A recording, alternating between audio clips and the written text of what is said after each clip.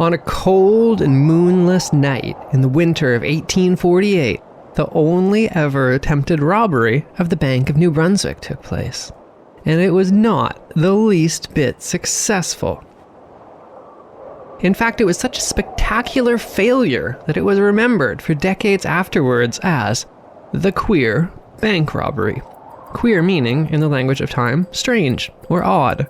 And it certainly was strange or odd because the bungling burglar managed to get stuck in the bank's chimney. It fell to a young boy to rescue the burglar, but the boy found that nobody believed him because all of this happened on April Fool's Day. You're listening to Backyard History, the hidden stories that happened in your own backyard, the podcast version of the weekly history column running in newspapers across the Maritimes, with your host and author, Andrew McLean.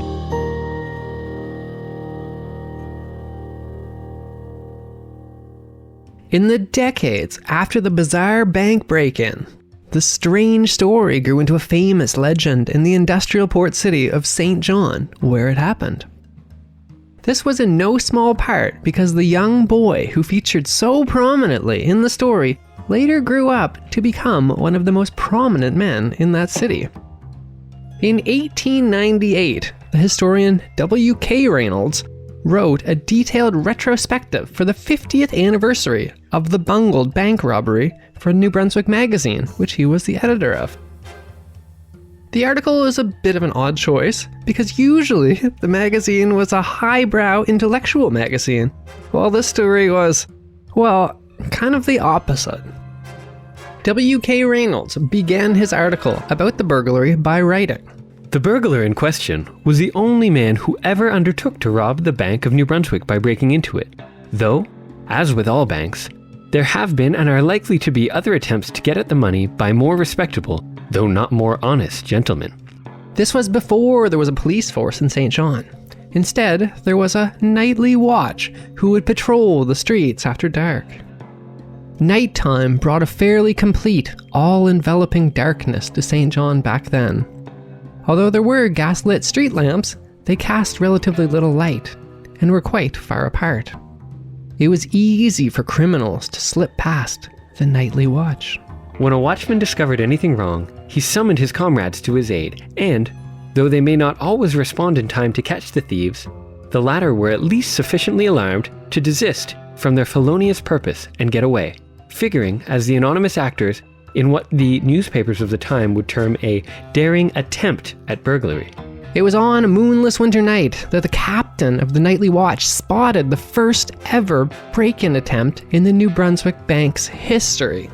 About 2 o'clock in the morning of Thursday the 13th of January, 1848, the captain of the nightly watch, weighted down with a blue greatcoat faced with scarlet, and armed with sundry weapons and a lantern, climbed the steep ascent between the ferry landing and Prince William Street, and stopped to take a breath at what is now the post office corner, where there was then only a vacant lot with a board fence around it. Peering through the darkness, he was amazed to see a ladder leaning against the front of the Bank of New Brunswick, and on closer examination, he was still more astonished to discover a man on top of the ladder, trying to get in one of the small windows in the second story, the windows of the lower story being protected by iron shutters. Assuming very properly that an honest glazier would have no business there at such an inconvenient hour on a winter morning, the captain lost no time in deciding that the man on the ladder was a person who ought to be arrested. The captain called for help, and other members of the nightly watch rushed from Market Square. By the time they got there, though, the would-be burglar, correctly deciding that continuing his attempted break-in was not the best idea under these circumstances, climbed down the ladder and scurried off down the street. He disappeared in such a hurry that he left behind not only his ladder, but also his hat. The capture of the hat was reported by the Nightly Watch to the newspapers as a real successful triumph for early policing in the city of St. John. 2 days later, a distance described as within gunshot of the watch house, John Kirk's store on the North Wharf was broken into. It seemed that the burglar went into the shop during the day and hid there until close, and then robbed the store, and then dug a hole through the wall to get out. He escaped with $12 in cash and $160 in goods, which was actually not an insignificant haul back in 1848. And so began an unusual wave of break-ins that winter, which would later be blamed on the person who would become known as the queer bank burglar. That January and February, at least 9 separate shops all over St. John were broken into. The burglar wasn't very discerning. He hit everything from breweries to tailors, from bakeries to people's houses. And the Nightly Watch had no luck in stopping this mysterious St. John burglar. The newspapers began to abuse the guardians of the peace, whom they termed the unlucky watchmen. The amounts of goods that were taken from the shops were too much for just one man to carry. It seemed that there was a group of burglars working together in St. John. The break-ins became a major point of annoyance in the port city, which at the time was home to some 30,000 people, making it the 3rd largest city in what is now Canada, after Montreal and Quebec City. As the winter of 1848 wore on, the burglar became more and more audacious. On March the 3rd, he decided to break into the post office. He was interrupted by a clerk who found him inside. On lighting the gas lamps inside, the clerk discovered a man in the back room. The clerk locked the door upon the intruder and gave the alarm, but the queer burglar did not wait for reinforcements to arrive and capture him. He simply broke a pane of glass in the window and got out on a platform in the rear of the building, made a jump of about 15 feet to the ground on Water Street, and got away. After that close call, the burglary stopped for several weeks. The Night Watch probably concluded that they had made the city so hot for the fellow that he would not be heard from again. It did not occur to them that he was merely reserving his energies for another and still more daring achievement. Meanwhile, 2 mysterious strangers moved into an apartment overlooking the New Brunswick Bank. Neighbors later reported that they were rarely seen and that they only came out at night. On the night of March 31st, 1848, no moon was visible. It was a fine evening for burglarizing a bank. It was also a warm evening, though, making it a fine evening for a young boy to go for a stroll around St. John. That evening, a group of 6 boys were wandering around town. They were not up to any particular mischief, but ready for any adventure that might suggest itself to them. Their names were Robert Nesbitt, William Hutchison, Thomas Sandal, George Ford, John Murphy, and James Reynolds. As far as I could find out, James Reynolds, the young boy in the story, was actually not related to W.K. Reynolds, who was writing about these events 50 years later. Reynolds was just a very popular last name back then. These sorts of things happen. When I was at university, there were 7 other Andrew McLeans enrolled at the same time. James Reynolds and the rest of the boys wandered past the New Brunswick Bank. That bank, as an institution, no longer exists. For those familiar with St. John, its building is still there, located at 125 Prince William Street. You'll know which one it is because it still has the New Brunswick Bank in giant letters on the outside of the building. But that's not the building in the story. The New Brunswick Bank I'm talking about was destroyed in the Great Fire of 1877, which burned down most of St. John. The bank that is there now is basically a cheap copy of the ornate old bank from this story, which is saying something because the one that's there now is actually a really impressive building. The old one in the story was fronted by 4 large freestone pillars which formed a portico. James Reynolds and his boys were surprised and amused to find a member of the Nightly Watch just standing there outside of the bank, staring at the 4 pillars. James Reynolds called out, asking the Nightly Watchman if he was counting the pillars to see if they were still there. The Night Watchman snapped back for him to keep quiet. Then he asked the boys if they could hear something. They stood quietly and listened, and they heard a faint cry for help. The boys prowled around the building, but they couldn't find out where the sound was coming from. A crowd assembled outside the bank because various other citizens had heard the noise from other positions in the vicinity, and a dreadful noise it was at times. To some, it appeared like the howl of a dog, while others made out the words, "I'm in the vault! I'm in the vault! Let me out! Let me out!" As if from being in mortal agony, a vain search was made. the boys offered the nightly watchman some of their own theories on the strange sound. They asserted that the whole affair was the work of a clever ventriloquist. Others suggested that a ghost was abroad, and as the night advanced, the crowd began to increase, and the mystery began to deepen. Nothing was happening though, and the young boys got bored. So they left to go find something to eat. After eating, they returned at 11 o'clock that night. They found that there was now a large crowd assembled around the bank. While they had been away, some sailors came up from the wharves to help. They brought with them a ladder, and one of them, named Ned Carmichael, used it to climb up onto the roof. On the roof of the bank was a short chimney. The crowd below watched as the sailor leaned over the chimney and peered in. W.K. Reynolds wrote, "Yes, boys, he's there," shouted Carmichael, and the excitement of the now largely increased crowd in the street grew intense. A rope was found, and the sailor dropped it from the chimney to the bank burglar who was stuck inside. At first, the burglar grabbed the rope and began to climb up the inside of the chimney towards the outside. And then he slipped. He fell further into the chimney and became stuck.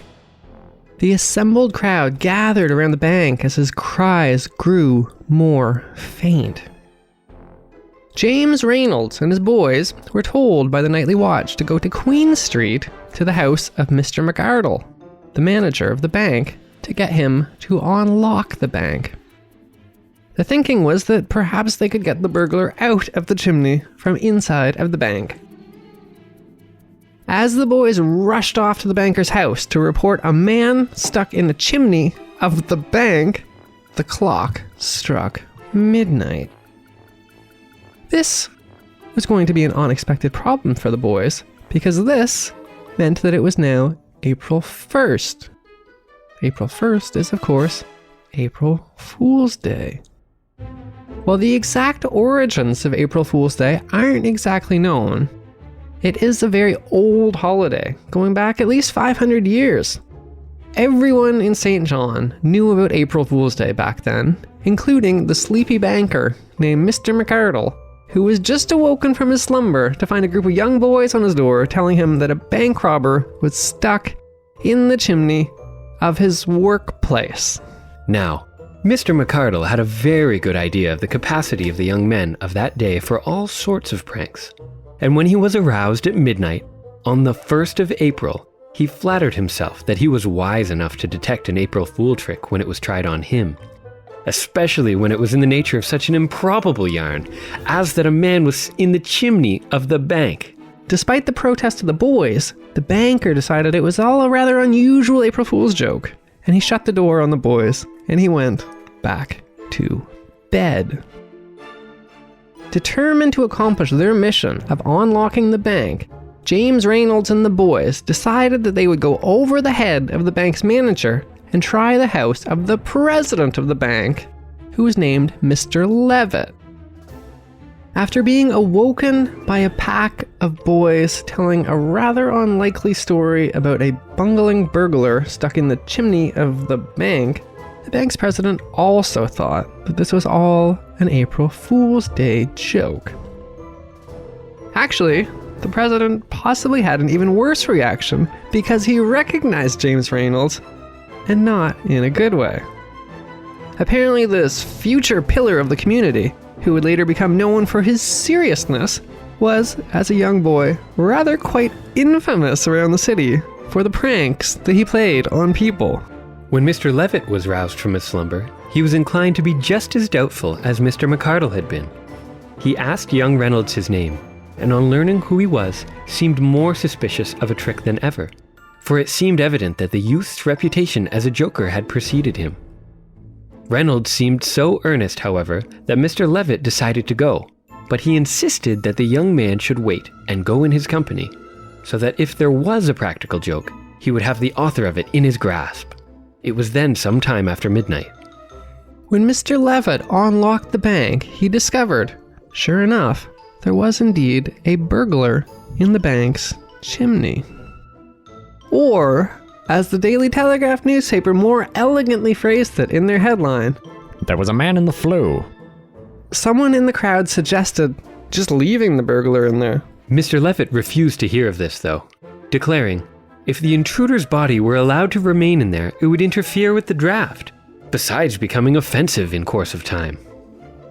Concerned that if the burglar died in the chimney, it would make the bank smell, Mr. Levitt made a decision. He would destroy the chimney to get the bungling bank burglar out. James Reynolds and his boys were sent off to wake up some stonemasons to destroy the chimney. While it wasn't recorded, their reaction to a pack of boys appearing on their doorstep after midnight on April Fool's Day telling them to come destroy the bank's chimney to release a man stuck inside of it, the masons did show up quickly. However, the stonemasons found that they couldn't make out the burglar's words. All they could hear were his faint howls and yells. They also didn't know exactly where inside the chimney he was. Their novel solution was to tap on different parts of the chimney with their hammers and chisel. This would dislodge soot inside the chimney, which would fall down onto the burglar. He would howl more loudly as more soot fell on him, which is how the masons triangulated where inside the chimney he was located. As the masons began smashing up the chimney with their sledgehammers, they were knocking so much soot down the chimney that the bank burglar's cries became more faint. He was drowning in the chimney's ash and soot. By the time they first broke through the chimney, making a hole the size of a fist in it, the burglar had gone silent. Mr. Levitt worried he died in the bank's chimney, which would probably make for a lot of paperwork. James Reynolds pushed through the crowd and stuck his face right up to the hole in the chimney. All he could see inside was inky blackness. All of a sudden, he let out a scream and fell backwards onto the bank's floor. The crowd looked at the hole and saw all black, surrounded by a single visible white eye watching them. The burglar had come to and opened his eye, just as James Reynolds had his face pressed to the other side of the hole. If you listen to the Backyard History Podcast episode called Drinking in the Maritimes, you'll recall that alcohol was the solution to everything back then. If you had a toothache, you had a drink. If you had menstrual pains, drink. And if there's a burglar stuck in your chimney, then give him a drink. Someone poured a tumbler of brandy. It managed to slip it through a little hole to revive the bungling half-dead bank burglar stuck in the chimney. It took hours to get the burglar out of there. It was 4 or 5 in the morning when the man, completely black from ash and soot from head to toe, was dragged out of the chimney. When the captive was taken out, he was laid on the floor, and some of the soot brushed from his face. He was slight, a man of about 20 years of age, some 5 feet 6 in height, of pale complexion, with high cheekbones and light brown hair. He was a stranger to all, but James Reynolds thought he must have seen him before and started to question him. Do you feel pretty weak? He asked in a sympathetic voice. No, I don't, was the reply in a gruff and savage tone. Don't I know you? Continued the young man. No, you don't, was the same gruff response. Well now, what is your name? Was the next question.